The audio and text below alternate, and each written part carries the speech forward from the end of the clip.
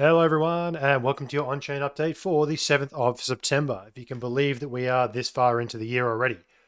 So what I want to look at today is, I touched on it in the report the other day, but I want to touch on this macro flow of capital. And one of the great things about on-chain analytics is we get a lot more visibility in how money moves in and out of this ecosystem. There is always going to be that fiat on-ramp. And what we're trying to do here is just gauge it, understand the flow of funds, where is money coming to and from, and what does that really tell us about the overall structure of the market, and give us a bit of a lead in for what may be coming down the line. So really this is based on some fairly simple assumptions, and really there's kind of two sets of them.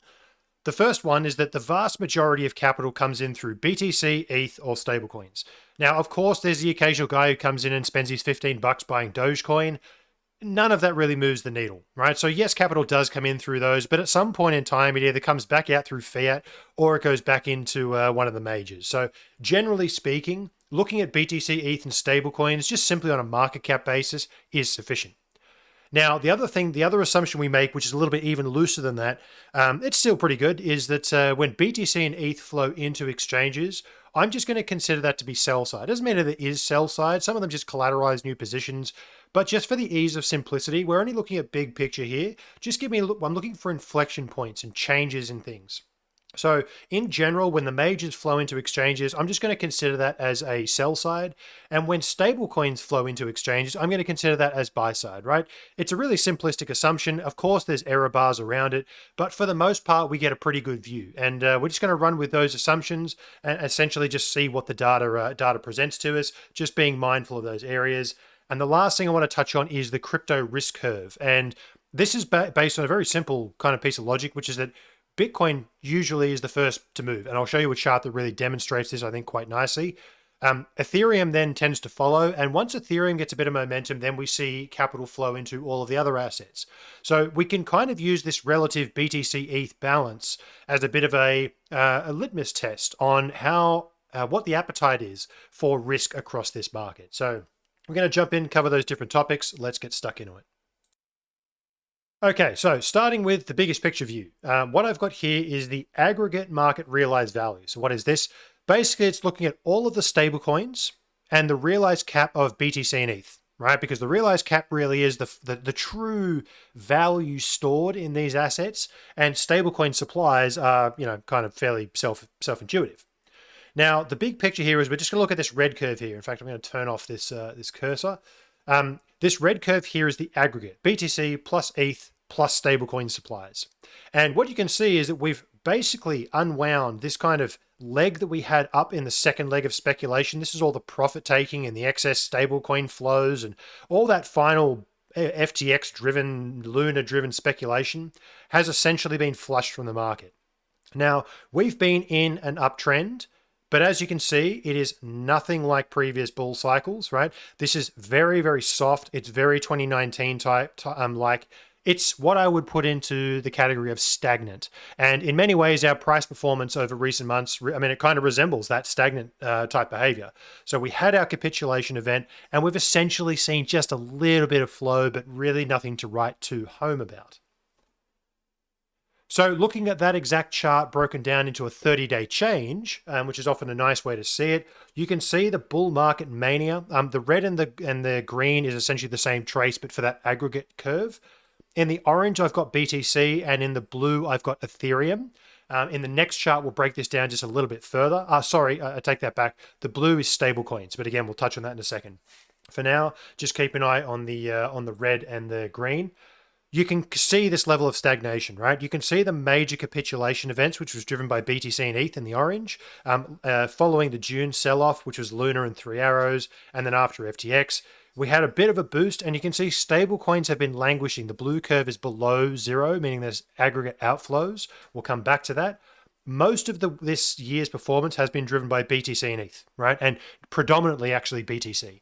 So what we've seen is that it's basically capital moving towards the majors for this run up, but really it's pretty stagnant. It looks like this kind of 2020 period where we really just ground sideways. Now, yes, this had a bull market coming off the end of it, but you can see here we've actually had a bit of capital outflow in recent weeks.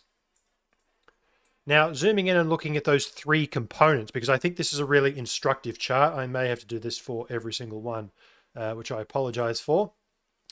Here we've got BTC in orange, ETH in blue, and stablecoins in green. Now, one thing that I find really interesting and quite useful to just have in the back of your mind about this chart, Bitcoin, and again, we only really have one market cycle where stablecoins were as large as they were. So it's kind of one data point, but we'll roll with it.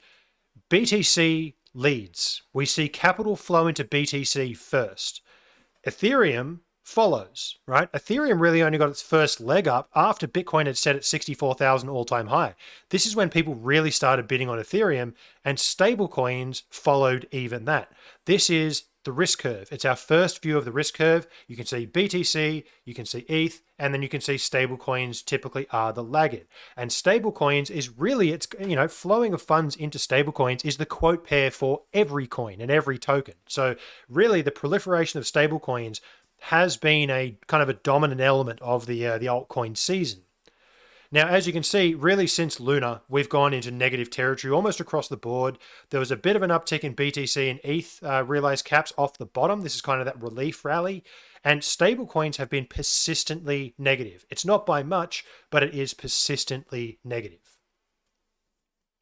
Now, speaking of stablecoins, this is the aggregate supply curve. And you can see this is this long, drawn out outflow of capital from stablecoins. We'll look at this a bit more in a bit of a breakdown, but you can see that we are seeing a non-trivial, right? Each 30 days, we're seeing about 2 to 1.8% of all stablecoin supply flushing out of the market. Now, a very simple mechanic here is that I believe that when stablecoins start to pick back up, that's going to be the, let's not call it the bull market, but essentially that will be that next phase of that alt season starting to kick in, right? The first signifier, and I suggest it will come after BTC has shown some strength because of the fact that it tends to lead this market. And we're seeing that at the moment, it's still negative. It is declining in how negative it is. So we may be getting towards the end of it, but we're not at the end of it just yet, right? So just keeping all these things in mind. At the moment, we still have capital flowing out.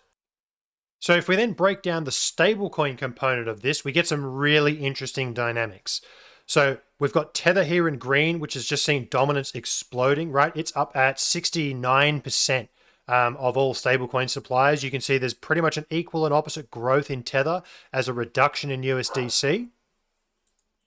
And this is a really interesting dynamic that I think is being, at least in part, driven by geographies and regional areas. A lot of VCs and US investors have preferred to use USDC over the years for all the reasons I'm sure we can probably think up about Tether. And if you think about this, stablecoins are non-interest bearing. And in this regard, why would you hold a stablecoin in a tight liquidity and tight monetary environment where there's, let's face it, there's a couple of macro fires burning all over the place. A lot of these investors are going to opt to get that 5.5% yield on US treasuries. Meanwhile, Tether is serving very much in the developing world as a bit of a dollarization tool, which I think is a major theme. Tether is now in the top 22 of all bondholders globally. It has more than most countries, more bonds than most countries. I mean, it's incredible numbers. So what we're seeing is this kind of growth of Tether usage and a serious decline in USDC usage. Now, how this plays out in the future kind of is anybody's guess, but certainly an interesting dynamic.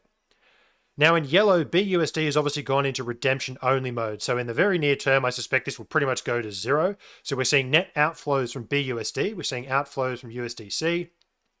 DAI has just kind of been hovering around this 3 to 4 billion level for a long time, which again is more or less wrapped USDC. And TUSD has tried to pick back up, right? It's now at, 2.8% of all dominance, but again, fairly small. It really is a Tether game at this point in time and stealing market share from USDC. And I believe that's a lot of it to do with regional. So now looking at the balance between BTC, ETH, the majors, and stablecoins. Now, it's a very interesting and stagnant is the right word to hold in your mind for all of this. This metric it's a two-part metric. It's looking at that buying power. Again, this is looking at sell side pressure from BTC and ETH going in versus stable coins, right? Let's net those two off against each other. Do we end up with a net buy side, more stable coins in green, or more stable coins out relative to USDC, relative to the majors? We've got a little bit of buying power but it's fairly small. You can see it's died off significantly, right? We had a significant amount of buy side going in on the rally. It peaked and it has really cooled off quite substantially. Now, the bar chart down the bottom is telling us when the 30-day inflows of the majors, BTC and ETH, is positive, meaning sell side pressure. We are not seeing inflows. So here's this really interesting dynamic. We're going to break this down a bit more. We're seeing more buy side stablecoins going into exchanges than the majors, but we're also, sorry folks, I had to pause there just for a second. My dogs, you may have heard them in the background, were going a bit ballistic. Right, so back into the action. So what we are not seeing is major sell side from the majors, and people aren't willing to sell, which is a really, really interesting dynamic. And really, this is kind of showing that stablecoins are going in, but it doesn't really feel like, it's not extreme buy side, but there's also not extreme sell side. We are in serious apathy. The market is really exhausted, and I mean, stagnant, right? Keep that word in your mind. It feels stagnant.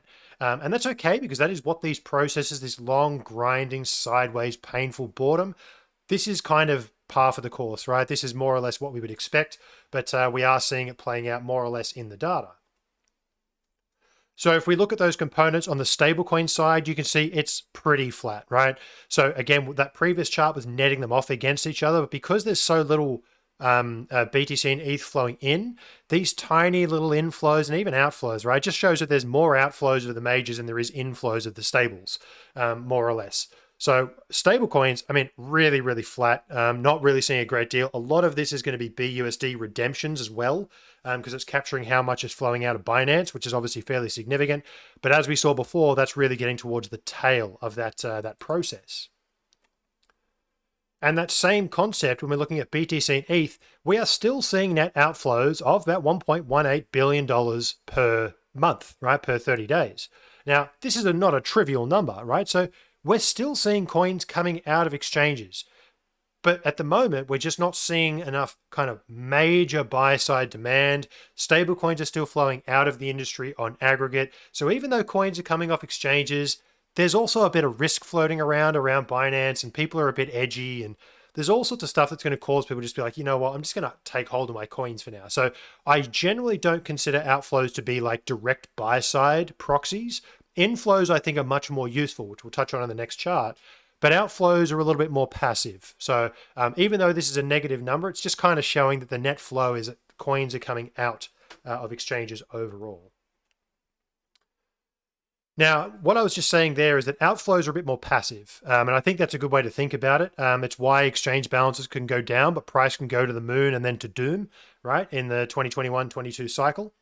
Inflows, I put a little bit more emphasis on, because I don't know about you, but whenever I've sent a coin to an exchange, it really is within the next hour or so that I hit the sell button, right?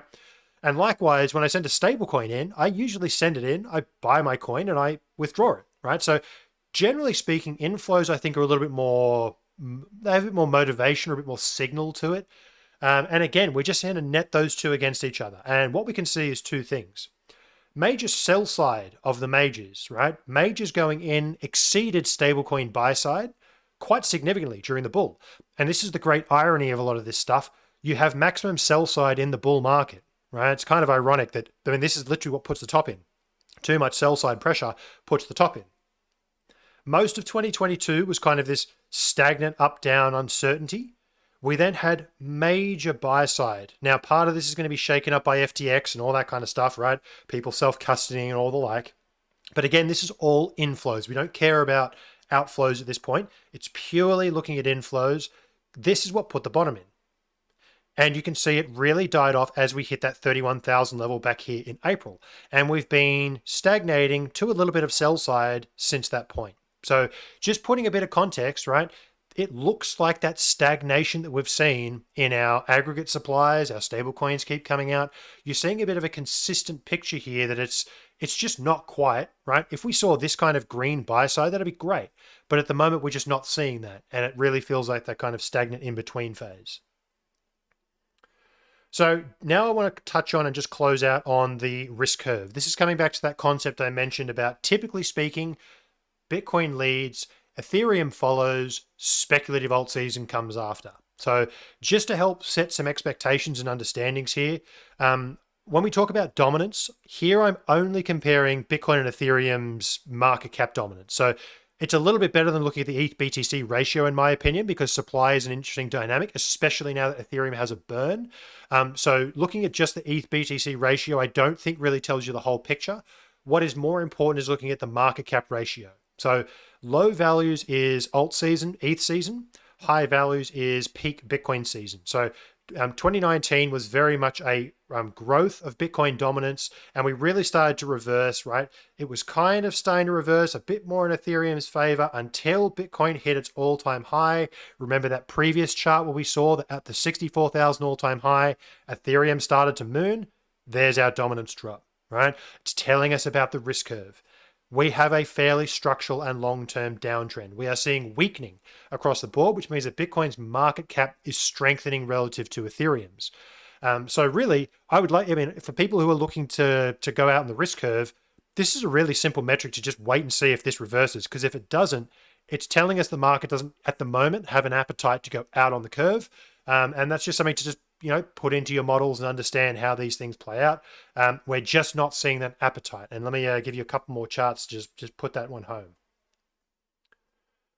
This is looking at BTC and ETH flows in and out of exchanges. So just think about this as like how much, what do you call it? Called like Forex, right? How much are these two pairs being traded on exchanges?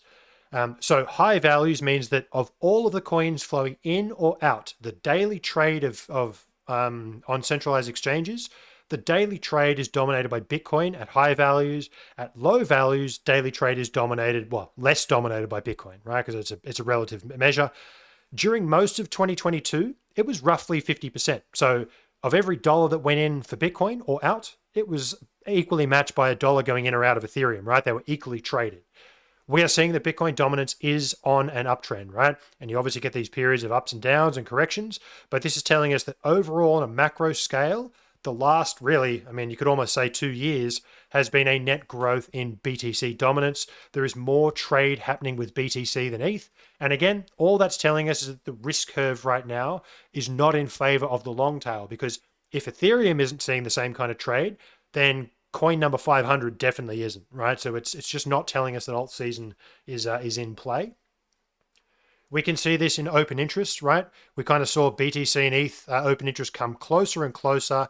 And then following 2023, we've seen it start to reverse, right? Bitcoin is now 66 to 33% of open interest. And the volume is just another way to visualize this tool, right? We saw them compress down during this bottom formation. It was basically 50-50 of futures trade volume.